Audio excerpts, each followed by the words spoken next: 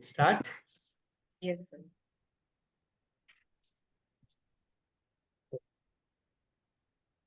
हमें अपने मन को हमेशा संतुलित रखना है।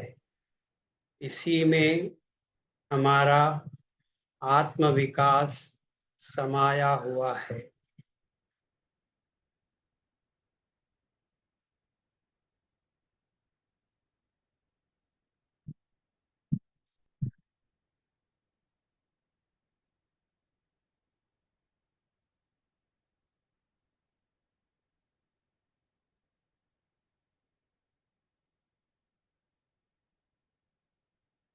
वै मे सर्वं ओम ओम ओम। आत्मनि मे त्वं ओम ओम ओम। स्मारय स्मारय ओम ओम ओम। शान्तं चिन्मयम् ॐ माम् ॐ।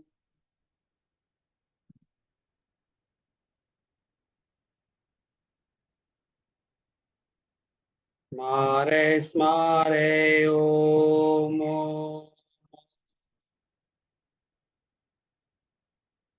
चित्तं शामय शामय ॐ। तटस्थं केवलम् ॐ ॐ ॐ। स्मरामि शुद्धम् ॐ माम् ॐ।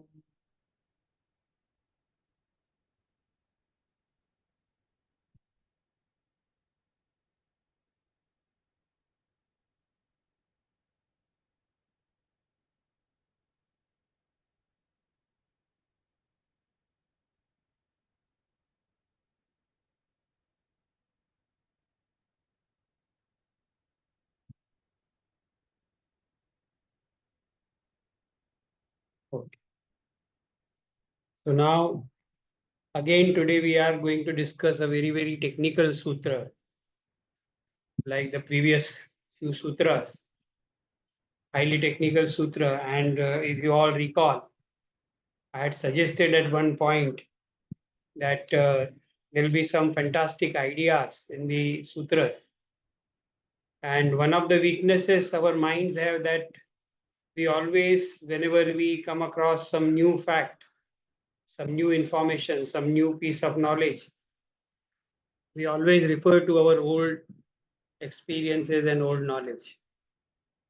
And if we don't have a similar kind of experience in our storehouse, then we completely fail to understand or appreciate what is this new information and how it is to be assimilated, what is practical use of this information.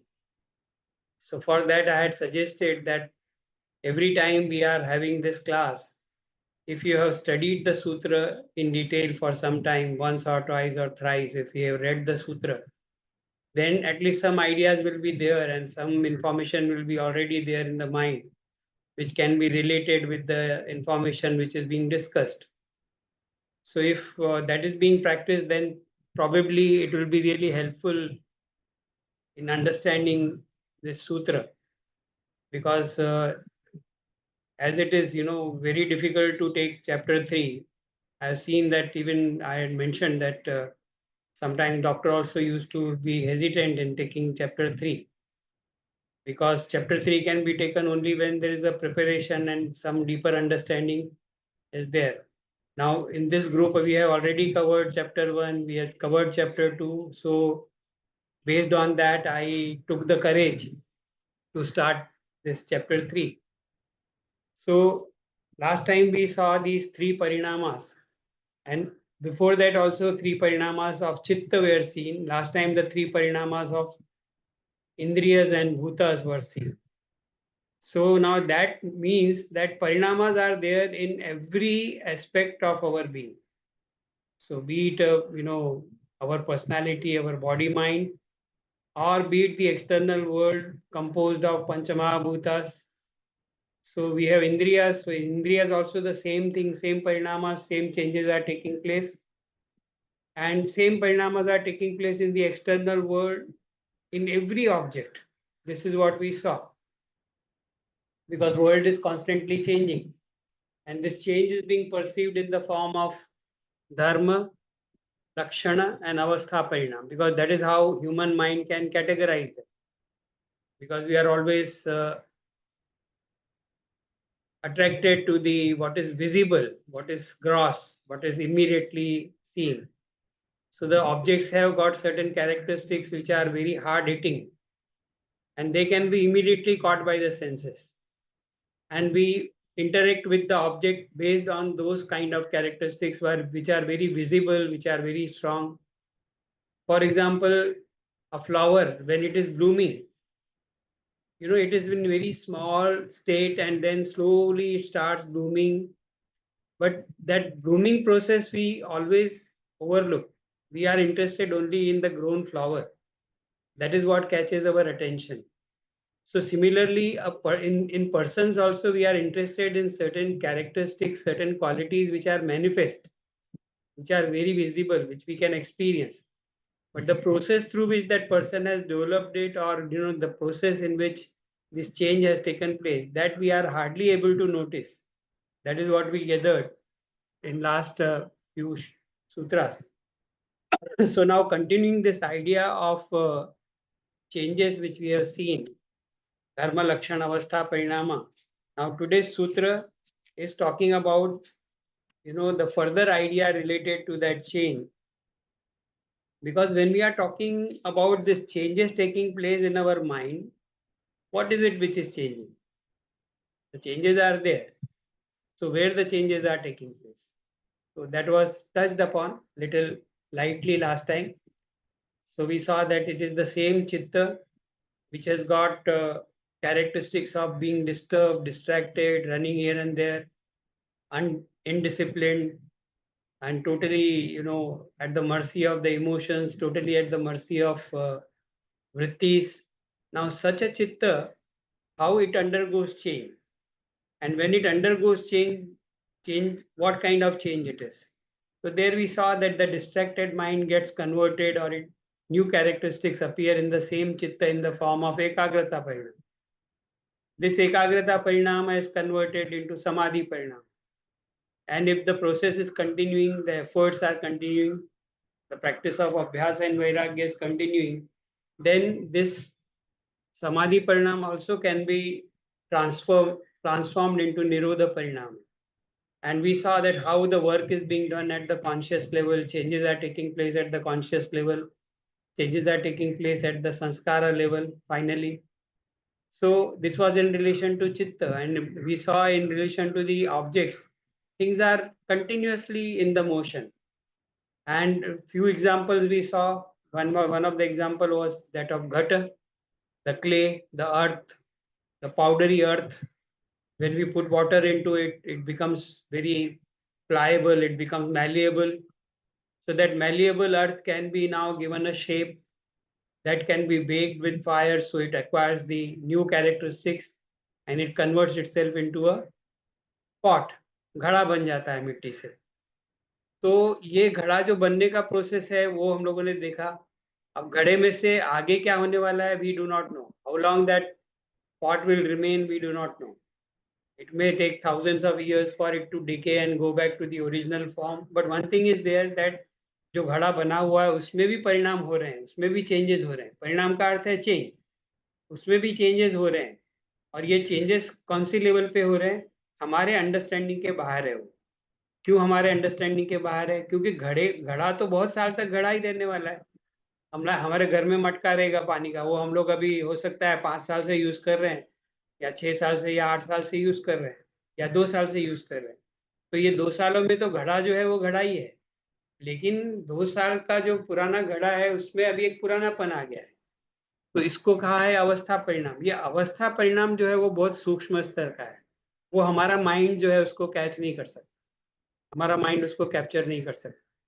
उसी तरीके से जब हम शरीर की बात करते हैं तो शरीर, हम 5 साल के थे, 10 साल के थे, 21 साल के थे, 30 साल के थे, body was undergoing changes every moment, and that's why we find that in our personality also there are a lot of changes in the physical appearance and the physical structure also. Lots of changes are there, and these changes are taking place all the time. So as we are talking to each other, so many changes are taking place in the body right now, but we are not able to discern because it is very subtle. When we will be able to see the changes, when some change will complete its course and it will appear in the form of a new manifestation, it will appear in the form of a new characteristics.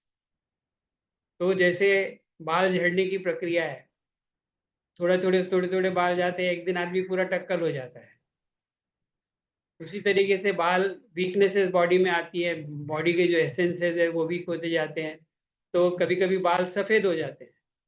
तो ये बाल सफेद होने की प्रक्रिया जो वो 1 second में, 1 मिनट में, 1 दिन में नहीं होती है। The process is going on. So this is how the changes we are seeing. Now the question comes, there are innumerable objects and there are different persons are there. Persons are also innumerable. The changes are taking place. So is there any basis for it? Where exactly the changes are taking place? Normal individual will not bother about it. But as we saw, yogis, rishis, and munis. These are the scientists. These are like scientists. They want to know the truth about the visible phenomena. So they are in search of this truth. When they are searching this truth, they can find out, because ordinary individual is satisfied with whatever is being handled. हमको मालूम है कुछ objects हैं हमको pleasure देते हैं, कुछ objects हैं हमको दुख देते हैं। तो हमारा प्रयत्न क्या रहता है? जो सुख देता है उसको लाओ, जो सुख देता है उसको बढ़ाओ, जो सुख देता है उसको पाने का प्रयत्न करो। पूरा दिन हम लोग वही करते हैं, और जो भी चीज हमको दुख देती है वो हम अवॉइड करते हैं। उससे दूर भागो, उसको भगाओ, उसको अवॉइड करो। यही पूरे दिन हमारे प्रयत्न अनकॉन्शियसली चालू रहते हैं। तो इन्हीं को जो विचार करने वाले योगी है, उन्होंने कहा कि ये कहाँ से आता है? ये बिहेवियर पैटर्न आता है राग और द्वेष से। तो हमारे क्लेशों का तो उन्होंने क्या फाइंड आउट किया? क्लेशों को फाइंड आउट किया। तो इस ढंग से जब और गहराई में जब हम लोग जाते हैं, तो संसार इतना बदल रहा है, उसमें बदलाव के पीछे क्या है, तो संसार किस चीज से बना हुआ है।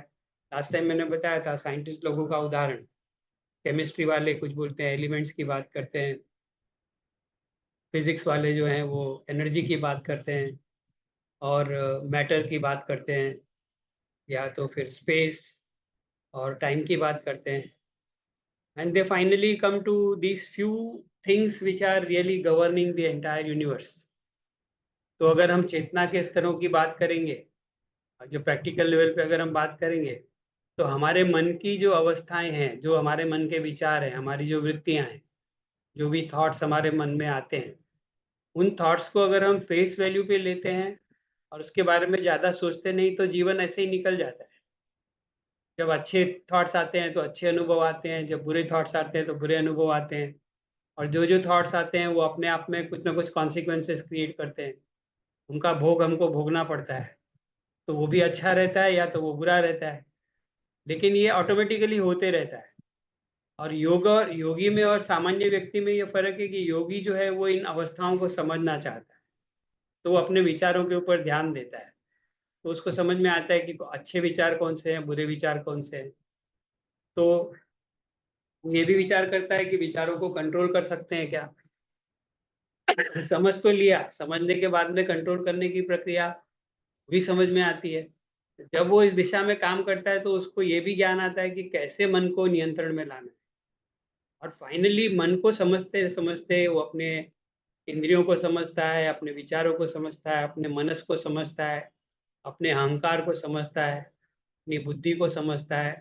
तब उसको पता चलता है कि ये जो भी मन में चल रहा है, इसके पीछे एक सच्चाई है, जिसके कारण ये सब इतनी सारी चीजें हो रही है। ये हजारों लाखों लोग जो विचार कर रहे हैं, सोच रहे हैं, कॉग्निशन हो रहा है, इसके पीछे एक सिंपल ट्रुथ है। और वो सिंपल ट्रुथ क्या है? चेतना, कॉन्शियसनेस, अवेयरनेस। तो ये उनको पता चलता है। अब इसको अगर और गहराई से समझेंगे तो कैसे समझेंगे? हम लोग मूवीज देखते हैं, या अभी तो हम लोग टेलीविजन पे ज्यादा देखते हैं, मोबाइल में ज्यादा देखते हैं, थिएटर में पहले जाके देखते थे। तो बहुत ही इंटरेस्टिंग, अलग अलग मूवीज में हम अलग अलग विषयों में चले जाते थे, अलग अलग हमको अनुभव होते थे। कॉमेडी की मूवी है तो हम बहुत हंसते थे, दुख वाली मूवी है तो हम बहुत रोते थे, कोई एक सादी सी मूवी है जिसमें कोई बहुत ही गहन प्रक्रिया इन्वॉल्व है तो उसमें हम लोग विचार करने लगते थे कि क्या है ये। तो अलग अलग तरीके से, लेकिन मूवी जो चलती थी वो स्क्रीन के पीछे जो सच्चाई थी वो एक ही थी, कि there was a screen which was bright, and in front of the projector bulb, the film was moving, which was creating all these images. तो पूरे पिक्चर का, पूरे मूवी थिएटर का जो सीक्रेट था, जो एसेंस था, वो था एक प्रोजेक्टर लैम्प। क्योंकि अगर वो प्रोजेक्टर लैम्प बंद हो जाता तो सब कुछ बंद हो जाता। तो उसी तरीके से अगर हम अपने मन का विचार करें तो जो भी हमारे अनुभव हैं, जो हम पाना चाहते हैं, जो हम करना चाहते हैं, जो हमारी इच्छाएं हैं, जो हमारी कमजोरियां हैं, जो हमारी लाइक्स और डिसलाइक्स हैं, हमारे जो डर है, ये सब के पीछे एक सादी सी चीज काम कर रही है, वो है चेतना। तो उसी ढंग से अगर हम विश्व के बारे में बात करेंगे, क्योंकि चेतना तो नॉन मटेरियल है, चेतना को तो हम पकड़ नहीं सकते जैसे किसी ऑब्जेक्ट को पकड़ सकते हैं। चेतना इज वेरी इल्यूसिव, उसके बारे में विचार भी करते हैं तो वो फिसल जाती है, वो हाथ में नहीं आती है उसके बारे में क्योंकि we are a product of chetna. जो हम, अगर हम जिस चीज के प्रोडक्ट है उसको कैसे समझे, तो वहां पे क्या करते हैं हम लोग, हमको पता चलता है कि हाँ ये ऐसी चेतना है, मतलब इसके पीछे प्योर चेतना कुछ काम कर रही है, तो हम इस ढंग से चेतना तक पहुंचते हैं। तो अब प्रकृति की बात करें, दुनिया भर में जो भी चीजें चल रही है, तो ये जो 3 परिणाम बताए, धर्म लक्षण अवस्था परिणाम, ये ऑब्जेक्ट्स में होते हैं। तो ये ऑब्जेक्ट्स के पीछे की रियलिटी क्या है, तो हम देखते हैं हजारों लाखों अलग अलग ये ऑब्जेक्ट्स हैं। पता नहीं दिन में कितनी चीजें हम लोग हैंडल करते हैं, खाना खाते हैं, अलग अलग वस्तुओं, सभी वस्तुएं हैं। तो इन वस्तुओं के पीछे क्या है? तो लास्ट टाइम जब भी हम लोगों ने लास्ट सेशन खत्म किया था तो अजय ने एक प्रश्न पूछा था कि पंच महाभूत, तो पंच महाभूतों का क्या रोल है उसमें, तो उसमें कहाँ धर्म लक्षण अवस्था परिणाम कनेक्शन होता है। तो ब्रीफली मैंने वो एक्सप्लेन किया था। लेकिन अभी हम लोग देखेंगे कि जैसे साइंटिस्ट देखता है कि हर चीज के पीछे क्या है, तो योगी जब देखता है तो उसको यही समझ में आता है कि पूरा संसार, इतना सारा वैरायटी है, इतना कुछ है संसार में, वो केवल हम 5 प्रकार से जानते हैं, केवल 5 तरीके से हम उसको जानते हैं। और वो 5 तरीके क्या है? हमारी आंखें, कान, नाक, जीभ और स्किन। तो ये जो 5 सेंसेस है हमारे, उनके द्वारा हम पूरे विश्व को, ये जो कॉम्प्लेक्स जगत, ये बहुत बड़ा विश्व, बहुत बड़ा ब्रह्मांड जो है हमारे सामने खुला हुआ, उसको हम समझ भी नहीं सकते, उसको जान भी नहीं सकते, लेकिन उसको कैसे उसके साथ इंटरेक्ट करते हैं, ये 5 सेंसेस के द्वारा हम लोग उसके साथ इंटरेक्ट करते हैं। तो योगियों ने देखा कि पूरा संसार अगर 5 ढंग से हम लोगों को प्रभावित करता है, 5 ढंग से अगर हमको अनुभव देता है, तो इसका अर्थ है कि ये, इसमें कुछ 5 चीजें ऐसी होनी चाहिए जो एसेंशियल है अनुभव के लिए। तो इसीलिए जो जब हम पंचमहाभूत बोलते हैं तो धरती, जल, अग्नि, वायु, आकाश, ये उस सेंस में नहीं लेने हैं कि जिस सेंस में हम लोग कॉमन भाषा में हम पृथ्वी का अर्थ लेते हैं। तो पृथ्वी जो है वो अर्थ को पृथ्वी बोलते हैं, पर जब हम योग की भाषा में पृथ्वी बोलेंगे तो anything which has got certain characteristics of solidity, and वो, और एक कैरेक्टरिस्टिक पृथ्वी का क्या है, वो है तन्मात्रा, उसको कहते हैं गंध। तो हर चीज जो है दुनिया में है, उसमें अगर पृथ्वी तत्व है तो उसमें गंध भी है, क्योंकि पृथ्वी तत्व का गंध के साथ संबंध है और गंध के द्वारा हम पृथ्वी तत्व को जानते हैं। तो इस ढंग से उन्होंने पंच महाभूत का बोला, पूरा विश्व जो है वो पंच महाभूतों से बना हुआ है। तो फिर पंच महाभूतों के बाद में उनको जान सकते हैं क्या? सामान्य व्यक्ति पंच महाभूतों को नहीं जान सकता, क्योंकि सामान्य व्यक्ति तो पंच महाभूतों से बनी हुई जो चीजें हैं उनके साथ ही वो खेलते रहता है, उसके आगे जा ही नहीं पाता है, उसके आगे सोच ही नहीं पाता है। तो ये जो पंचमहाभूत है इसके आगे क्या है, तो फिर उन्होंने तन्मात्रा पता की। तो शब्द, स्पर्श, रूप, रस, गंध, ये जो 5 तन्मात्रा हैं ये पंचमहाभूतों के तो नाउ अब ये जो वेराइटी ऑफ द वर्ल्ड, जो billions and billions of objects are there, they can be explain that they all are made up of pancha mahabhutas. So this way now we are trying to go to the substratum. तो ये पृथ्वी जो है ये किसका characteristics है, ये किसका धर्म है? पृथ्वी में गंध है, ये उसका धर्म है. पृथ्वी में बहुत सारी क्वालिटी है. तो वो क्वालिटीज जो पृथ्वी के है वो तो पृथ्वी की है कि या और भी पृथ्वी के पीछे कुछ है? इस ढंग से जब हम लोग जाते हैं तो हमको पता, तो अल्टीमेटली जिस वस्तु को हम लोग पाते हैं, जैसे हमने चेतना के स्तर में देखा तो पुरुष या चेतना वो अल्टीमेट है. उसी तरीके से पृथ्वी, जब हम लोग पंचमहाभूतों का तन्मात्रा में, तन्मात्रा का अहंकार में, अहंकार का बुद्धि में, इस प्रकार से विलय देखते हैं तो अल्टीमेट प्रिंसिपल. और फिर बुद्धि के बाद क्या है? तो अनमैनिफेस्टेड प्रकृति है. इस ढंग से ये लोगों ने पता किया कि अल्टीमेट धर्मी जो है, तो ये जो सूत्र है, ये सूत्र क्या बोल रहा है कि शांतो दितो व्यपदेश्य धर्मानुपाति धर्मी. तो ये जितने भी धर्म परिणाम हमने देखा, धर्म परिणाम मतलब कैरेक्टरिस्टिक्स. तो जो भी हम लोगों को अलग अलग कैरेक्टर्स वस्तुओं में दिखाई देते हैं, उनके पीछे अगर हम ढूंढने का प्रयत्न करेंगे तो उस किस चीज में परिवर्तन हो रहा है. अब इसको थोड़ा सा अगर समझने का प्रयत्न करेंगे तो एक एग्जाम्पल देता हूँ. धर्म और धर्मी, शांतो दितो व्यपदेश्य धर्मानुपाति धर्मी. तो किसी वस्तु में जितने भी कैरेक्टरिस्टिक्स पॉसिबल है, उसके जितने भी धर्म संभव हैं. तो कौन से धर्म संभव हैं?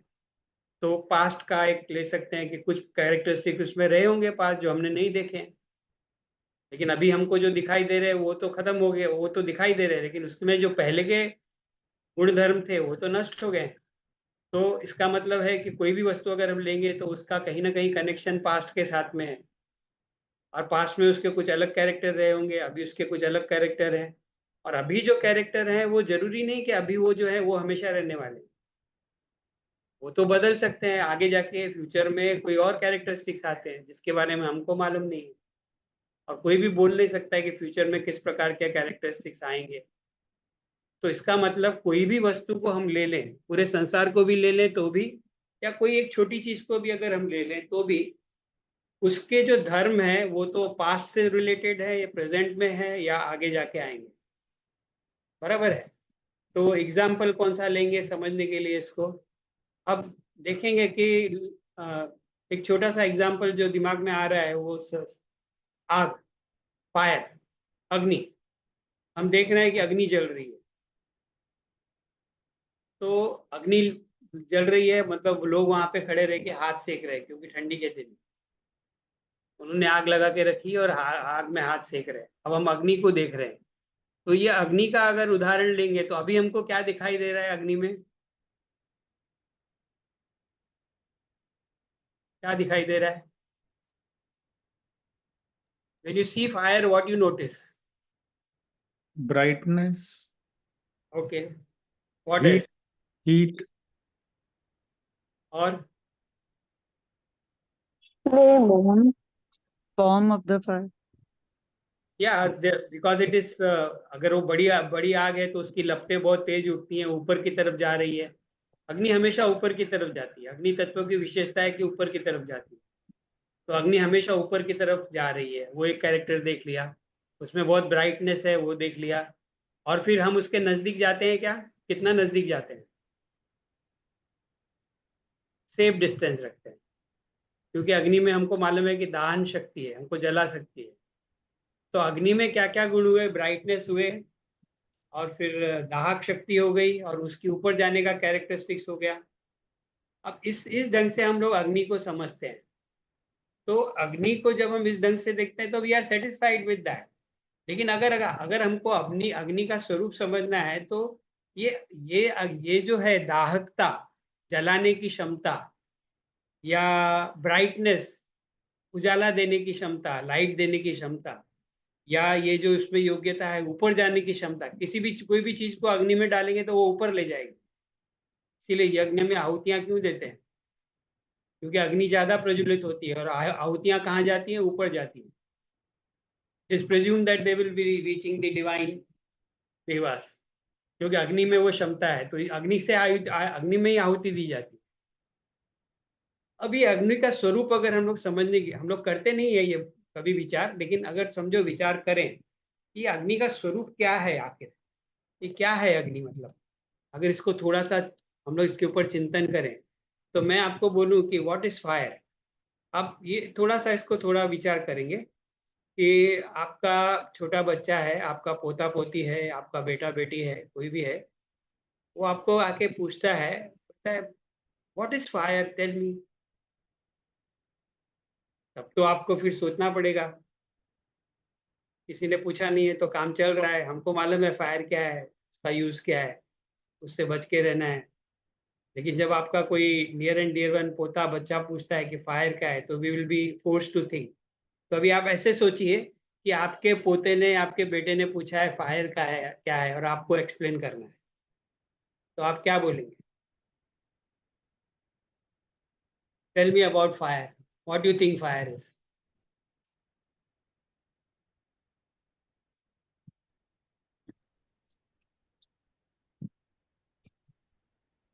या Fire is light. Okay, Some It can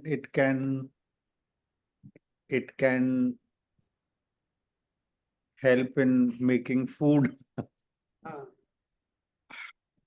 हाँ, तो वो एक उसकी और एक योग्यता तुमने बताई, fire can cook, so we cook our food in fire. तो लेकिन वो तो मतलब उसकी योग्यता हो गई ना, उसका गुण हो गया। फायर क्या है? An element. हाँ, Element. तो एलिमेंट कैसे बोलेंगे उसको, किस किस आधार पे एलिमेंट बोलेंगे? नहीं, बच्चे को नहीं मालूम पड़ेगा एलिमेंट क्या। हाँ, तो बच्चे को एक्सप्लेन करना है ना फायर क्या है। something that gives heat and light. हाँ, so fire is something which gives heat and light, that is the common thing. And बराबर, burns. Mhm. And हाँ, burns. It Burns. तो बच्चे को बोलेंगे fire is that which gives heat, which gives light, it can burn, it can cook for us, यही बोलेंगे ना बच्चे को। लेकिन ये तो सभी तो फायर के कैरेक्टरिस्टिक्स है, ये तो अग्नि का धर्म है। बिना हीट के, बिना लाइट के, बिना जलाने की क्षमता के कौन सी अग्नि हो सकती है? कौन सी अग्नि है जो, तो all the time we are talking only about characteristics. तो अगर फिर वो बच्चा अगर बहुत सोचने वाला है, बहुत इंटेलिजेंट है, तो कैसे इंटेलिजेंट इसके जैसा? अगर वो बहुत इंटेलिजेंट है तो वो पूछेगा, ये तो ठीक है ये, बट वो फायर है क्या चीज? तो जब समझदारी से अगर हम विचार करेंगे तो हम बोलेंगे see fire is that which comprises of all these qualities, it is that। जब हमको लैंग्वेज में इसको डिस्क्राइब करना है तो हम उसी ढंग से उसको डिस्क्राइब करेंगे, बराबर है। तो इस ढंग से जब हम धर्म और धर्मी की बात करते हैं, तो धर्म क्या है? All the characteristics of fire are dharma, and that in which these characteristics are manifested, or in which, or that substance in which this capacity for producing these characteristics is there, that is known as dharmi। तो यहाँ पे ये श्लोक क्या बोल रहा है, ये सूत्र क्या बोल रहा है कि पास्ट के कैरेक्टरिस्टिक्स, प्रेजेंट कैरेक्टरिस्टिक्स और फ्यूचर कैरेक्टरिस्टिक्स, इन सब का सम एंड सब्सटेंस मिला के जो द्रव्य बनता है, जो वस्तु बनती है, उसको कहते हैं धर्मी। इसीलिए ये सूत्र का अर्थ है शांतौ दितौ अव्यपदेश्य धर्मानुपाति धर्मी। तो शांत का अर्थ है पास्ट, उदित का अर्थ है प्रेजेंट। जो शांत हो गया मतलब in certain characteristics are not there, और अभी कुछ कैरेक्टर्स दिखाई दे रहे हैं और आगे जाके कुछ कैरेक्टर्स दिखाई देंगे। तो ये सभी को अगर एक साथ में लेके हम विचार करेंगे तो इनके जो अनुपाती जो द्रव्य है, जिस द्रव्य में ये सब हो रहा है, उसको कहेंगे धर्मी। See it is highly technical, that is why I am trying to give this simple example to understand what is meant by dharma and dharmi. तो लास्ट टाइम मैंने एक एग्जांपल दिया था, मटके का एग्जांपल दिया। मट्टी का चूर्ण है, earthen powder is there, we sieve it, we purify it, we put water in it, then we, kind of make it clay. From clay we turn it to pot, and later on the future of the pot, the future characteristic of the pot could be that pot may break into many pieces, and those pieces may again degenerate into powdery form, and it can go back to the earth. तो इस ढंग से अगर देखेंगे तो pot के ये जो अर्थ के जितने भी कैरेक्टरिस्टिक्स पास्ट में थे, अभी हैं और जो आगे होने वाले हैं, वो जिस द्रव्य में है वो द्रव्य धर्मी है। अब वो द्रव्य, हम लोगों को एक इंप्रेशन आएगा कि मतलब द्रव्य कुछ अलग है और उसकी क्वालिटीज अलग है, लेकिन सवाल ये आता है कि इस प्रकार से जब हम विचार करते हैं तो ये लैंग्वेज की दृष्टि से ठीक लगता है। तो बच्चे को जब भी बच्चा पूछेगा फायर, तो हम लोग ये भी ऐसे भी एक्सप्लेन कर सकते हैं कि it is something which produces light, which produces heat और which can burn. This is how we will explain to the child, because we don't have any other way to explain it to child, so we'll be making use of the language, and language has got this barrier that language cannot explain everything. तो बोलने के लिए हम लोग को बोलना पड़ेगा कि fire produces light, fire produces heat, but now tell me, what is fire without heat or light? तो अगर सेंटेंस बोलते टाइम तो ऐसा लगता है it is something which remains itself but it produces, उसमें से कुछ पैदा हो रहा है, तो मतलब वो चीज अलग हो गई। वो चीज जो है, जो फायर है, वो लाइट और हीट से अलग हो गई, ऐसा लैंग्वेज में इंप्रेशन आता है, ऐसा हम समझते हैं। तो वी से it is something which produces heat and it produces light, but then heat and light itself is fire. That is what we have to understand. So the thing which is fire, it has got all the characteristics of past and present and future which are there in it. Now continuing with the example, if we go a little deeper into it, तो ये शांत और उदित और अव्यपदिश्य characteristics क्या है, तो इसको अगर समझने का प्रयत्न करेंगे तो कैसे समझेंगे। अब आग का एग्जाम्पल देते हैं, जैसे आग लगाई हुई है और हाथ सेक रहे हैं, तो डेफिनेटली किसी चीज में आग लगाई होगी ना। तो किस चीज में आग लगाई है? लकड़ी में आग लगाई है ना।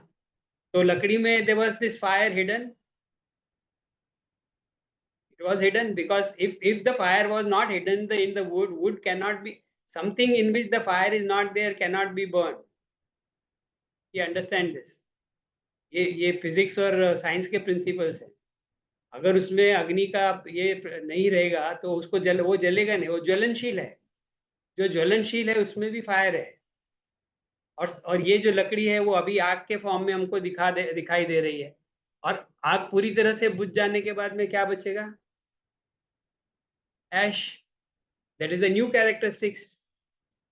अब ये ऐश को क्या करेंगे? अगर ऐश वहीं पे पड़ा है तो it will very soon it will degenerate into something, and then it will prove to be a very good fertilizer for another plant. So maybe it will be a kind of helpful in producing another tree, that another tree will have wood, and that would be again capable of burning, that would be again. So you are understanding that when we are talking about the object in the ultimate sense, what it is composed of finally, then that is called dharmi. So that dharmi has got all the characteristics past, present and future. तो यही हम लोगों को समझना है ये सूत्र में। इसका संबंध इससे है कि आगे जाके हमको ये भी समझ में आएगा कि जिसको हम लोग सिद्धि कहते हैं वो सिद्धियां वगैरह नहीं है, वो सब साइंटिफिक इंफॉर्मेशन है basically. It is the capacity to be able to see certain things which normally we don't train our minds to look at. तो ये जो श्लोक है, ये जो सूत्र है, ये जो सूत्र है, इसका और एक सिग्निफिकेंस पार्ट ये है कि जो मतलब maybe we are not concern with it, यहाँ पे इसका एक बहुत बड़ा फिलोसॉफिकल इम्पोर्टेंस है और साइंटिफिक इम्पोर्टेंस है। क्योंकि जब हम योग और सांख्य की बात करते हैं, सांख्य पूरे जगत में प्रसिद्ध है इस बात के लिए कि Sankhya never leaves logic. Sankhya is very, very logical, very, very scientific. So it never leaves logical part. It will not talk about something which cannot be explained. Sankhya will always talk about things which can be logically explained.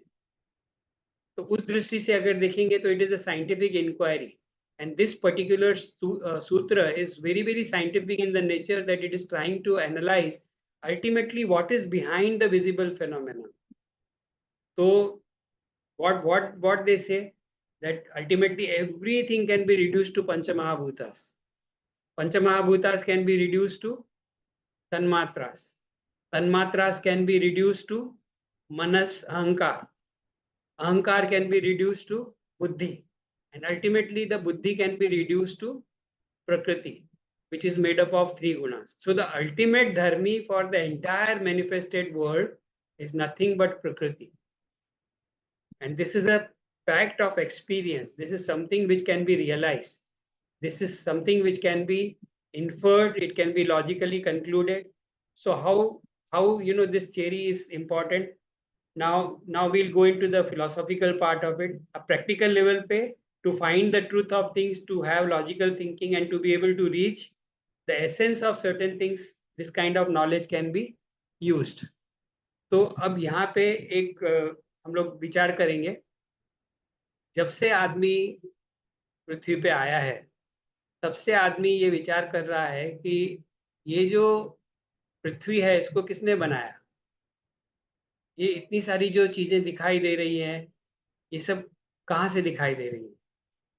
तो इसी बात को उन्होंने, जो विचार करेगा उसके लिए ही है। तो व्यास भाष्य में एक बहुत उन्होंने बढ़िया बात कही कि हम लोगों को ये जो प्रिंसिपल दिखाई देता है मैनिफेस्टेड वर्ल्ड का, इसमें जो कुछ भी हमको दिखाई दे रहा है, जो वैरायटी, उसको हम लोग अलग अलग समझते हैं। तो उनके पीछे का जो वास्तविकता क्या है वो थोड़ा सा विचार करना चाहिए। तो इसमें व्यास भाष्य में एक बहुत इंपॉर्टेंट पैसेज आता है, तो ये भी जानना बहुत जरूरी है। इसीलिए I just read that little passage here so that we'll talk about it.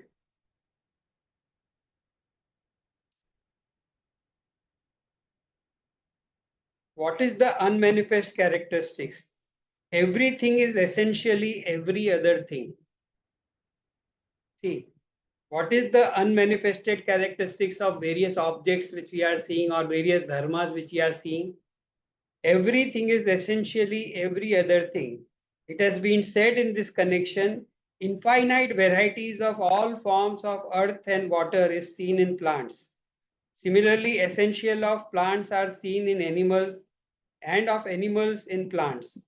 Thus, on account of non-destructibility of the matter, everything is said to be contain the essence of everything. This, however, is subject to limitation of space, time, form, and cause. So particular objects do not manifest themselves simultaneously. The characterized object is that constant which remains common to all these manifest and unmanifest characteristics, and which is the substratum of both the general, past, and future, and specific, that is present. So what this passage which I read is trying to tell, that when we look at the world, what we find that, when we talk about these elements as the final things, or the animals being the dharmi, the bhutas being the dharmi. So whatever objects are there, what is the dharmi of all these visible objects? Panchamahabhutas. Because in everything they are there. You can take any object, for example, if you take this pen. Now this is bhautik padartha. This has got all the 5 elements in it. इसमें पृथ्वी भी है, इसमें जल भी है, इसमें अग्नि भी है, इसमें वायु भी है, इसमें आकाश भी है। 5 तत्व इसमें हैं। तो ये 5 तत्व, इसका मतलब है कि जो भी हम देखेंगे, जो भी हम हैंडल करेंगे, वो 5 तत्वों से बनी हुई है। तो ये 5 तत्व क्या हुए? इस पेन का सबस्ट्रेटम अगर हम देखेंगे तो क्या हुआ? वो 5 तत्व है। For that matter we can take any object, we can take this watch, इसका सबस्ट्रेटम क्या है? पंचमहाभूत है। तो पंचमहाभूतों का सबस्ट्रेटम हम लोगों ने देखा तो क्या है? तन्मात्रा है। अब ये कैसे सबस्ट्रेटम है, इसको हम लोग देखेंगे। तो पूरे विश्व में जब हम लोग देखते हैं तो innumerable variety of plants are there. ये प्लांट्स जो है ये कहाँ से उत्पन्न हुए, इनका सबस्ट्रेटम क्या है। तो बॉटनी में कितने कितने टाइप के प्लांट्स माने गए हैं, असंख्य है। एनिमल्स, इंसेक्ट्स कितने हैं। Still the the biologists is still the scientists are trying to find if some species are remain to be categorized. So they are still in search of new life forms, new species. तो ये सब जो भी species है ये कहाँ से उत्पन्न हो रही है। तो अगर हम अर्थ में देखते हैं, देयर आर टू थिंग्स, पानी और जमीन। जितने भी झाड़ हैं उसमें हजारों किस्म के झाड़ हैं, अलग अलग छोटे प्लांट्स है, बड़े प्लांट्स है, big trees are there, fruit trees are there, poisonous plants are there, edible plants are there, harmful plants are there. All these plants, they are coming from where? They are coming from earth. And earth is intermingling, and earth is interacting with the water. So they are producing all these varieties of trees. And then life is possible on earth. Why? Because the trees are there. Because trees are there. And how many varieties of life is there? Innumerable. आदमी है, आदमी पता नहीं कितनी species नष्ट कर दिया आदमी ने, फिर भी अभी बहुत सारी स्पीसीज हैं और बहुत सारी अभी भी है। They are still, scientist are still finding some species under water which are still not seen by the human eyes and they have not been analyzed and categorized. इतनी वैरायटी अभी भी अंडर डीप सी में available है। The process is going on. अब ये सब जो variety है, इतना लाइफ फॉर्म्स हैं, इतने सारे ह्यूमन बींग्स हैं, ये सब क्यों जिंदा हैं, क्यों चल रहे हैं? प्लांट्स के कारण। The food which we are eating, it is coming from plants. तो हम देखते हैं कि पानी और पेड़, अब इसमें इनके पीछे अग्नि तत्व भी है, इसके पीछे वायु तत्व भी है, क्योंकि वायु भी है इसमें, और आकाश भी है। They are all occupying space. Scientifically जैसे मैटर को एनालाइज करते हैं, one of the characteristics of matter, एक मैटर या पदार्थ का, द्रव्य का धर्म, एक धर्म बहुत सबसे बड़ा महत्वपूर्ण धर्म क्या है, इसको हम मैटर बोलते हैं। अगर साइंस के हिसाब से पूछेंगे what is matter, matter is something which occupies space. तो ये झाड़ हैं, हम सभी ऑक्यूपाई कर रहे हैं स्पेस। तो आकाश तत्व भी है उसमें, वायु तत्व है, क्योंकि वायु तत्व के द्वारा हमको स्पर्श का ज्ञान होता है। वायु तत्व हमारे जीवन को संभव बनाता है। अग्नि तत्व है, हमारे अंदर पूरे शरीर में अग्नि तत्व काम कर रहा है, पूरा केमिकल चेंजेस हो रहे हैं। अग्नि तत्व के बिना वो संभव नहीं है। तो ये सब जो है, all this major manifestation is because of this panchamahabhutas. तो अब इसमें ये सब हम बात क्यों कर रहे हैं, इसमें हमको एक ही चीज समझना है कि ये जैसे पानी और पृथ्वी, अर्थ एंड वाटर में से अलग अलग लाइफ फॉर्म्स बनते हैं, उसमें से और नए लाइफ फॉर्म्स बनते हैं। जैसे प्लांट्स है, they our life forms, plant में से एनिमल फॉर्म्स, इंसेक्ट्स है। पर ये जब मरते हैं, इंसेक्ट्स और एनिमल्स जब भी मरते हैं, तो वो जमीन में they get converted into something through which the plants are again thriving. So this process is going on. तो इतने हजार साल पहले, ये करीबन 2500 साल पहले या करीबन 3000 साल पहले, सांख्य और योग ने क्या बोला कि मैटर इज इनडिस्ट्रक्टिबल। प्रकृति जो है वो सदैव रहती है, it is eternal, it is mutating, it is changing, but it is eternal. और कुछ 100-200 साल पहले साइंटिस्ट लोगों ने बोला कि matter is indestructible, matter is nothing but energy. So if you talk to a physicist, कोई भी फिजिक्स के एक्सपर्ट्स को बात करेंगे और उसको पूछेंगे, भैया मुझे ये यूनिवर्स के बारे में बताओ, ये यूनिवर्स क्या है, ये पृथ्वी क्या है, ये प्लैनेट्स क्या है, ये स्पेस क्या है, और ये जो चीज़ें हम देख रहे हैं, अनुभव कर रहे हैं, ये सब क्या है। तो वो जो फिजिसिस्ट है वो क्या कहेगा, in ultimate analysis all are energy, ऐसा ही वो कहेगा। So according to physics, this entire universe is nothing but a big electromagnetic spectrum. Electromagnetic spectrum in which varieties of forces, varieties of energies are working. तो जब हम electromagnetic spectrum की बात करते हैं तो उसमें मैग्नेटिज्म है, इलेक्ट्रिसिटी है, लाइट है। और लाइट की जब आप बात करते हैं तो लाइट में हम 7 रंग देखते हैं, अलग अलग लाइट के फॉर्म्स हैं वो। उसके बाद में इंफ्रारेड है, अल्ट्रावायलेट है। So there is a big electromagnetic, तो पूरा विश्व जो है it is nothing but electromagnetic. तो फिर आदमी पूछेगा कि फिर मैं कौन हूँ? तो फिजिक्स, अगर फिजिसिस्ट अगर वो थ्योरेटिकली बात कर रहा है और वो वाकई में अगर फिजिक्स के सेंस में बारे बात कर रहा है तो वो बोलेगा यू आर ऑल्सो एनर्जी। तो ये मैटर क्या है, ये पत्थर क्या है, या मैंने जो आपको बताया ये ऑब्जेक्ट क्या है, दिस इज ऑल्सो एनर्जी। तो कहीं ना कहीं energy is pulsating at a particular form in a particular frequency, so it can produce that form.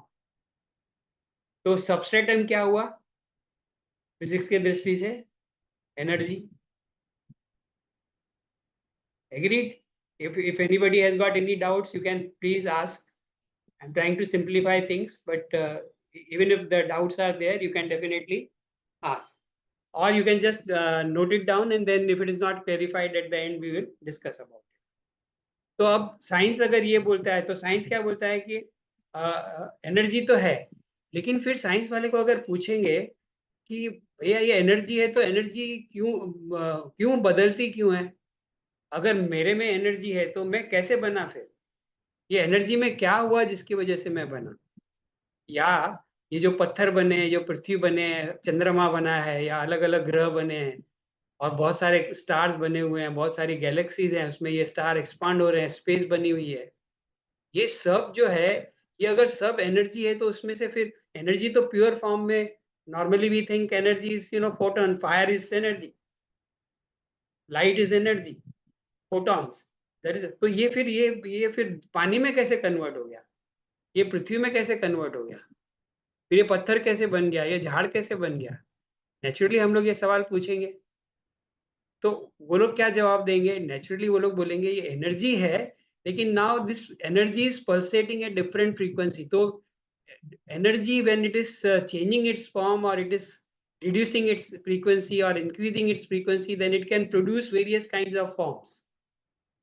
ऐसा उनका जवाब रहेगा। That is what my understanding is. तो मैं ऐसा इमेजिन करता हूँ कि अगर मैं साइंटिस्ट को पूछूं कि आप तो बोलते हो कि ये सब एनर्जी है, तो फिर ये सब चीजें क्या है, तो वो मुझे क्या आंसर देगा? वो देगा कि ये एनर्जी है, लेकिन मतलब कोई ना कोई चीज है जिसकी वजह से एनर्जी की फ्रीक्वेंसी चेंज हो रही है। तो फिर हम लोग बोलेंगे ऐसा कोई भी प्रिंसिपल होगा पृथ्वी में, विश्व में, या जग में, या ब्रह्मांड में, या यूनिवर्स में, ऐसा कोई प्रिंसिपल रहेगा जो जो एनर्जी को प्रभावित कर सकता है कि नहीं, जिसकी वजह से एनर्जी फॉर्म चेंज कर रही है? तो फिर साइंटिस्ट बोलेगा yes there is something, energy के ऊपर कुछ ना कुछ तो इन्फ्लुएंस होता होगा, तभी उसका फॉर्म चेंज हो रहा है। तो ये हो गया। उसके बाद में हम मैटर भी हमको समझ में आ रहा है कि matter is nothing but energy, है ना? फिर स्पेस टाइम की भी बात आ जाती है। अलग अलग स्पेस में अलग अलग चीजें हैं। अब जो जो पृथ्वी की स्पेस में है वो चंद्रमा की स्पेस पे नहीं है, और जो पृथ्वी पे और चंद्रमा पे है वो चंद्रमा और पृथ्वी के स्पेस में नहीं है। तो हर स्पेस में अलग अलग अलग अलग। तो इसका मतलब जो ये मैटर है, दैट इज ऑल, और the characteristics of every substance are being guided और रेगुलेटेड बाय स्पेस। और टाइम की भी बात है, सुबह का टाइम अलग रहता है, दोपहर का टाइम अलग रहता है, रात का टाइम अलग रहता है। There are flowers which bloom only at the night, रात की रानी, and there are flowers which are blooming only in the sunlight. So ये समय की बात हो जाती है, कब कब करेंगे वो।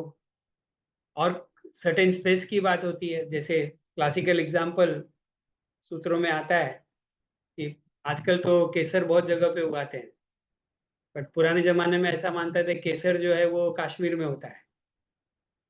भारत वालों के लिए तो केसर जो है कश्मीर का ही, तो मतलब it requires certain kind of space to grow. Just an example. तो जैसे बहुत सारी चीजें हैं, अभी फ्रूट्स के बारे में हम लोग बात करें, एप्पल कहाँ होते हैं? सर्टेन जोग्राफिकल लोकेशन में होते हैं। मैंगोज कहाँ होते हैं? Certain geographical location. तो दैट इज द स्पेस।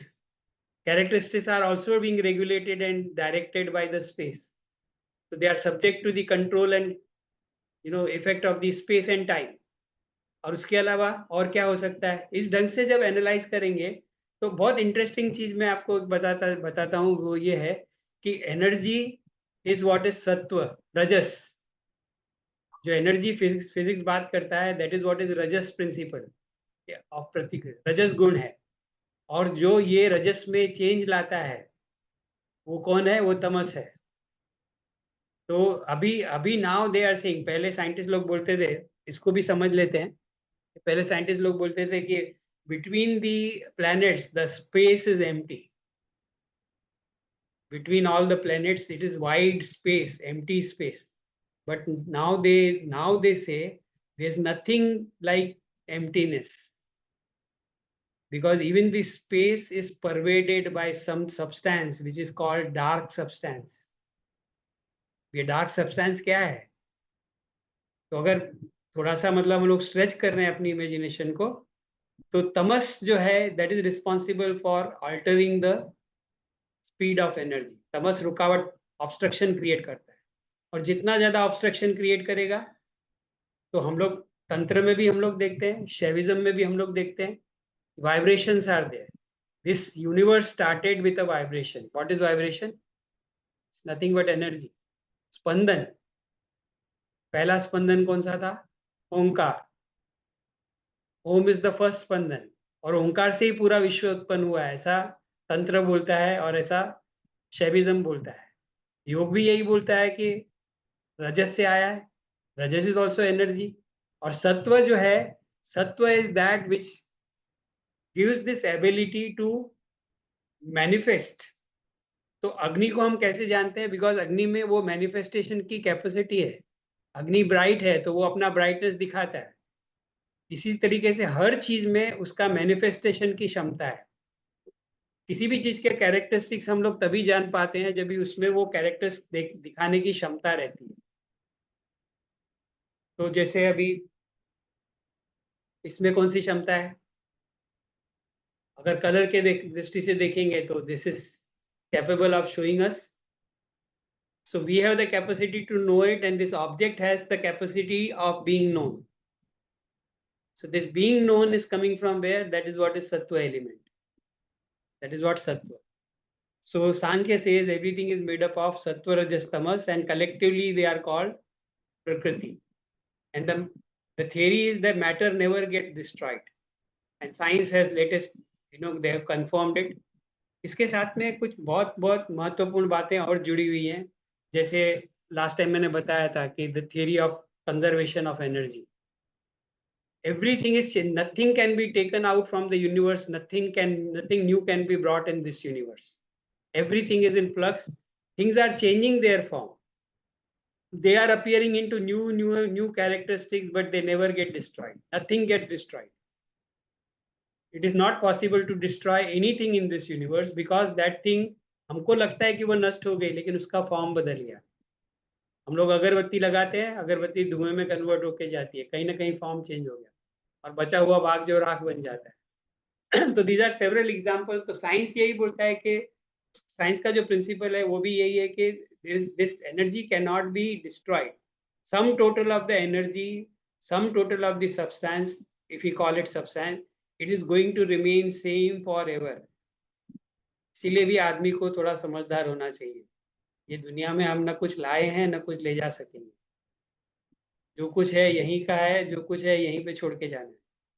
कुछ भी ले जा नहीं सकते, बिकॉज जो है वो यहीं रहने वाला है। Our bodies are also made up of matter, so body is also changing form. Every day cells are dying, lots of waste material is being removed from the body, it is getting scattered all over the earth. तो हमको लगता है वो destroy हो रहा है, लेकिन वो डिस्ट्रॉय नहीं हो रहा है। इसके साथ में और एक जो सांख्य की थ्योरी है जिसको कहते हैं सत्कार्यवाद, वो जुड़ा हुआ है। तो कॉज एंड इफेक्ट, साइंस भी बोलता है कि ये पूरा जो कुछ भी हमको कैरेक्टरिस्टिक दिखाई देते हैं, तो बोलेंगे कि ये झाड़ कहाँ से आया? झाड़ is a character, tree is a characteristics. तो ये कहाँ से आया? तो हम बोलेंगे वो बीज में से आया। तो बीज इज द कॉज, तो बीज का भी कोई कॉज है। तो science will also say that everything is being regulated by cause and effect. तो ये अल्टीमेट कॉज एंड इफेक्ट के हिसाब से अगर जाएंगे, तो ये विश्व जो आया है तो ये विश्व हवा में से तो नहीं आया रहेगा, नथिंग में से तो नहीं आया रहेगा। इसके पीछे कोई ना कोई तो तत्व रहा होगा, कोई ना कोई तो हार्ड सब्सटेंस रहेगा। जैसे साइंस बोलता है बिग बैंग हुआ, तो पहले तो वो बोलते थे कि एक पिन हेड का साइज का कुछ था, उसमें एक्सप्लोजन हुआ, बिग बैंग हुआ और विश्व यूनिवर्स बन गया। अभी now they are changing, now lot of research is going on, they are changing कि नहीं, वो बिग बैंग के पहले भी कुछ ना कुछ तो रहा होगा, जो एटम्स मॉलिक्यूल्स रहे होंगे जिसकी वजह से ये बिग बैंग हुआ। तो ऑफ कोर्स मैं ये, इसका मतलब ये नहीं है कि सांख्य और साइंस में समानता है, मैं वो प्रूव करने की कोशिश नहीं कर रहा हूँ। मैं सिर्फ साइंस को इसीलिए यूज कर रहा हूँ so that we can understand the concept of Sankhya. Science के एग्जाम्पल मैं इसीलिए यूज कर रहा हूँ so that we understand the theory of Sankhya and yoga, because science is only confirming what yoga and Sankhya has been saying all along. इसीलिए ये scientific examples का इस्तेमाल मैं कर रहा हूँ।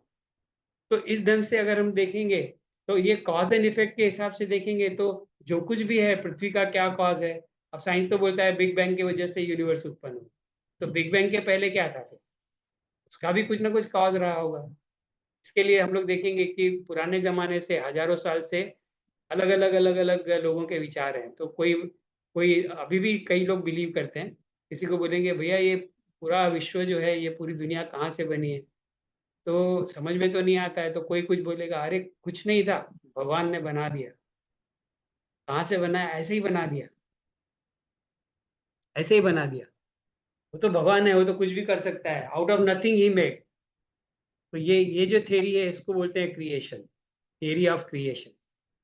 when we look at the origin of the world, when we look at the origin of life, when we look at the origin of universe, so what are the various theories? One of the most popular and old theory ke nobody can know about it, it is God's creation, God has created। पर फिर आदमी और गहराई से सोचता है कि भगवान भी कहाँ से आया, फिर भगवान ने कैसे बनाया उसको, भगवान ने किस चीज से बनाया, तो फिर उसके लिए फिर अलग वाद तो बहुत सारी थियरीज बन गई। तो ऐसे चार मेजर थियरीज हैं।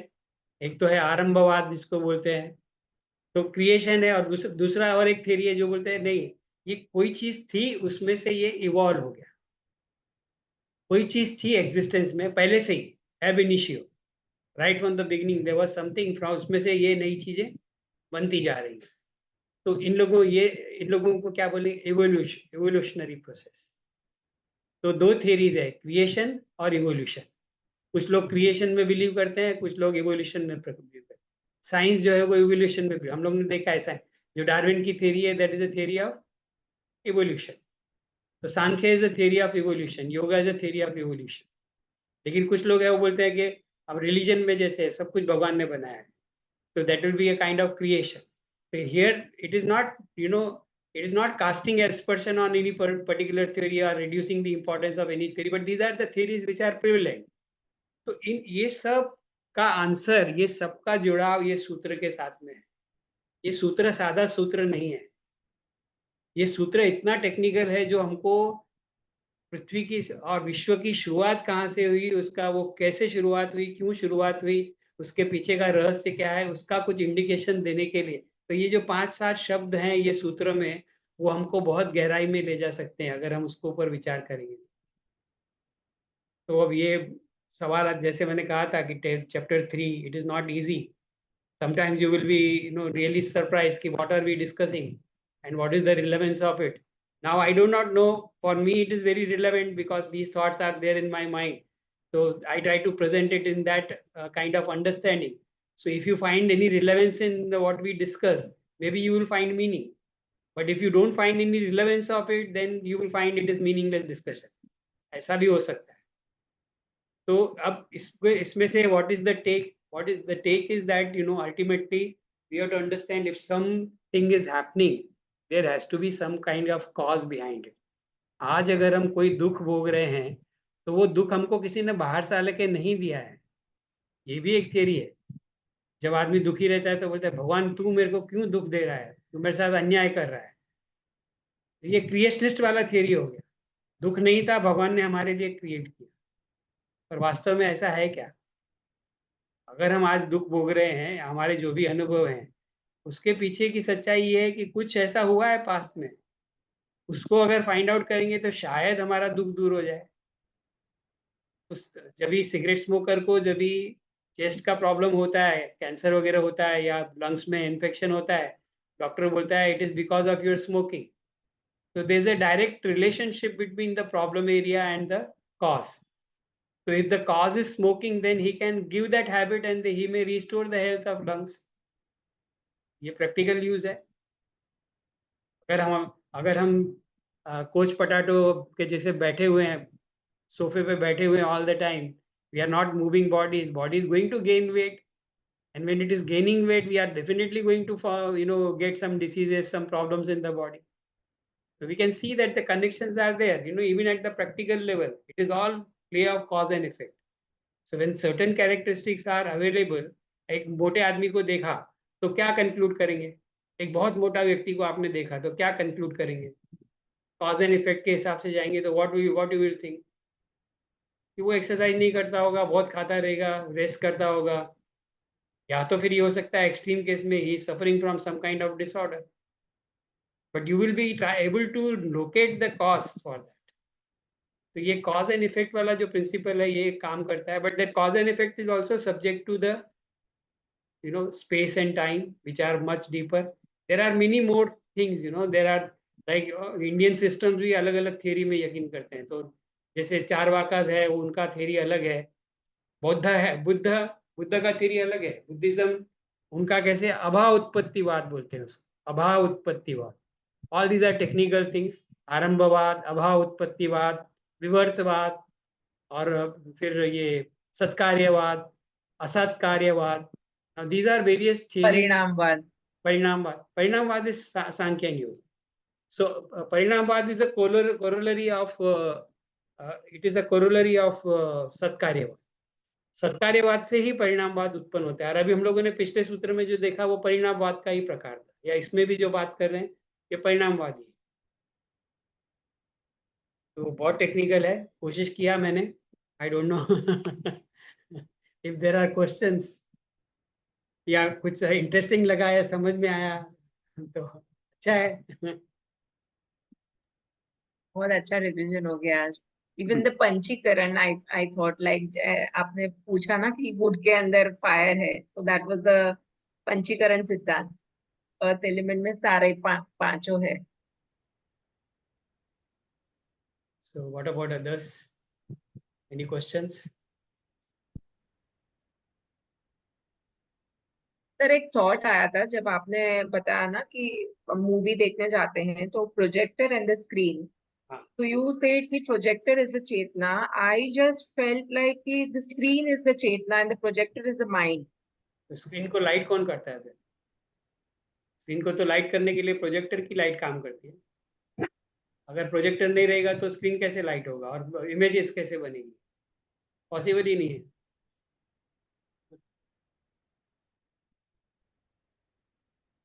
Because finally the consciousness is जिसमें कोई changes नहीं आता है. Because of the प्रोजेक्टर में कुछ तो, नहीं चलता है. हाँ. Oh, so that is the thing I related it to the screen. No, screen is also a reflection of projector only. So screen is not real thing. Screen is catching the image of the projected light, which is coming from projector. If we go in this example, the real thing is projector. That is what is creating the entire movie experience. उसके बिना movie experience हो नहीं सकता.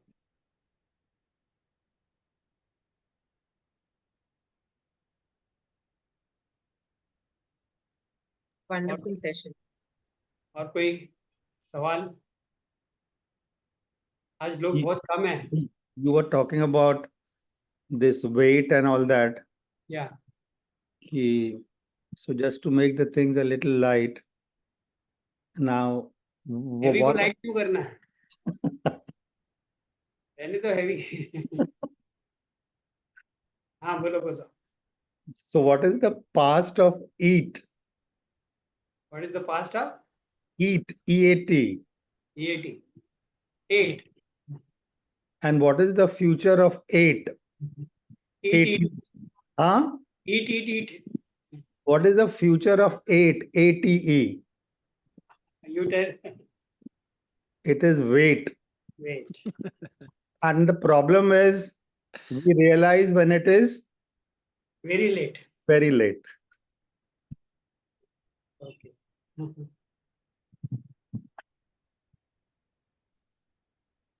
We leave it here. Yes, Thank you very much, sir. thank you. Thank you, everyone. Thank you, sir. Thank you, sir. Thank you very much. Thank you, sir. Thank you, everyone. Thank you.